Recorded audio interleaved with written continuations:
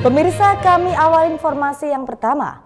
Dengan didampingi dari tim Yakuza Maneges, sejumlah santri di Kabupaten Ngawi melaporkan pimpinan pondok pesantren ke Mapores Ngawi atas tindakan dugaan pencabulan. Hasil penyelidikan dan gelar perkara, polisi telah menetapkan pimpinan pondok tersebut sebagai tersangka.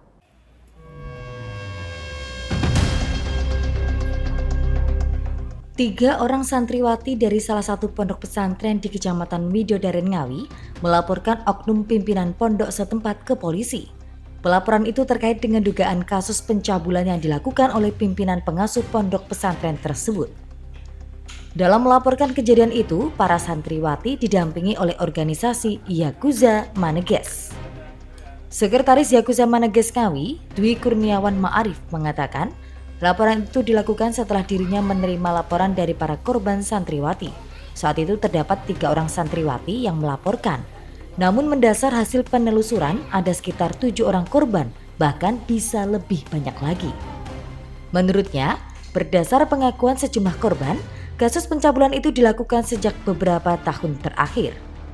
Ke situ kemarin malam Kamis itu dia ada seseorang yang datang itu meminta tolong kepada Yakuza Maneges untuk membantu adanya pengungkapan kasus pencabulan kepada seorang santri di suatu pondok di Ngawi di daerah Walikubun, dilakukan oleh inisial D. Korbannya banyak, Mas? Korban yang kami kantongi itu sekitar 7 sampai mungkin lebih, tapi yang berhasil kami bujuk dan kita support untuk mengaku dan kita bawa untuk menjadi saksi nanti itu sekitar 3 orang. Ya, sampai saat ini sekitar 3 orang, tapi kita komunikasi kepada masih ada lagi 1 lagi dan masih mungkin nanti menyusul lagi. Informasinya banyak ya? Informasinya banyak, Pak. Terduga pelaku siapa? Terduga pelaku inisial D, Pak. Pimpinan pondok ya? Iya, pimpinan pondok itu. Itu pencabulannya udah dilakukan lama atau? Itu pencabulannya itu dilakukan oleh sejak 2018 dan sebenarnya kasus ini udah pernah diungkap, akan tetapi gagal dan akhirnya karena melihat dari kemarin itu Yakuza Maneges berhasil mengungkapkan kasus pelecehan yang ada di Ponorogo, terus mungkin dia tertarik dan menghubungi Yakuza Maneges yang ada di Ngawi. Jadi sebenarnya seperti itu. Untuk korban yang 3 orang ini sudah dilakukan visum belum? Sudah, nanti tadi habis dilakukan visum terus ini dilakukan terus menuju ke Polres baru saja. Sementara itu, Kasat Reskrim Polres Ngawi AKP Aris Gunadi membenarkan adanya laporan tersebut. Pihak kepolisian juga telah mengantongi 2 alat bukti dan gelar perkara serta melakukan pemeriksaan di tempat kejadian perkara atau TKP. Hasilnya, status pelaku inisial DNG yang merupakan pimpinan pondok saat ini telah ditetapkan sebagai tersangka. Dijelaskannya jika modus tersangka dalam menjalankan aksinya yakni untuk memberikan keberkahan terhadap santriwati hingga korban disetubuhi. Dari sebelumnya 3 korban yang melapor kini bertambah menjadi 4 korban. Bahkan salah satu korban saat kejadian masih di bawah umur. Awal dari adanya laporan beberapa santri dari salah satu pondok pesantren di Kabupaten Ngawi. Awalnya korban ini tutup mulut, tidak mau bercerita. Kejadiannya ini sudah hampir setahun lebih.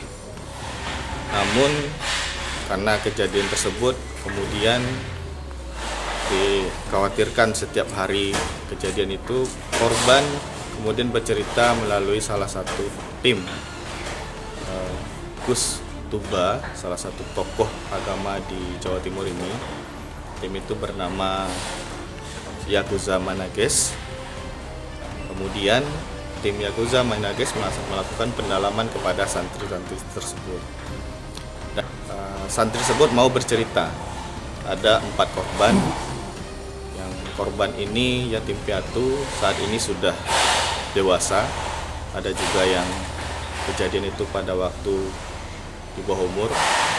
Kemudian bercerita kepada mereka bahwasannya korban ini telah disetubuhi, telah dilakukan pencabulan oleh seorang pengasuh pimpinan pondok pesantren tersebut.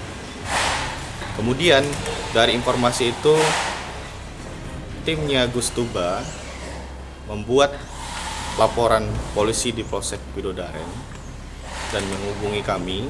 Kemudian kita melaksanakan olah TKP, pemeriksaan pelapor, kemudian kita melaksanakan visum kepada korban tersebut.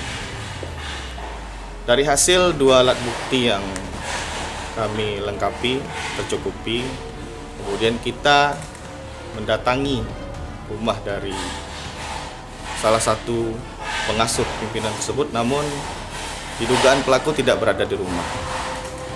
Pada hari Jumat kemarin tanggal 22 Mei 2026, dugaan pelaku menyerahkan diri ke Polres Ngawi karena kejadian tersebut.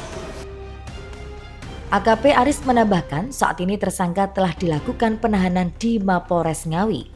Tersangka dijerat dengan pasal 6 Undang-Undang Nomor 12 Tahun 2022 tentang tindak pidana kekerasan seksual TPKS dan 415 KUHP baru tentang tindak pidana perbuatan pencabulan dengan ancaman 12 tahun penjara. Ito Wahyu, JTV, Ngawi.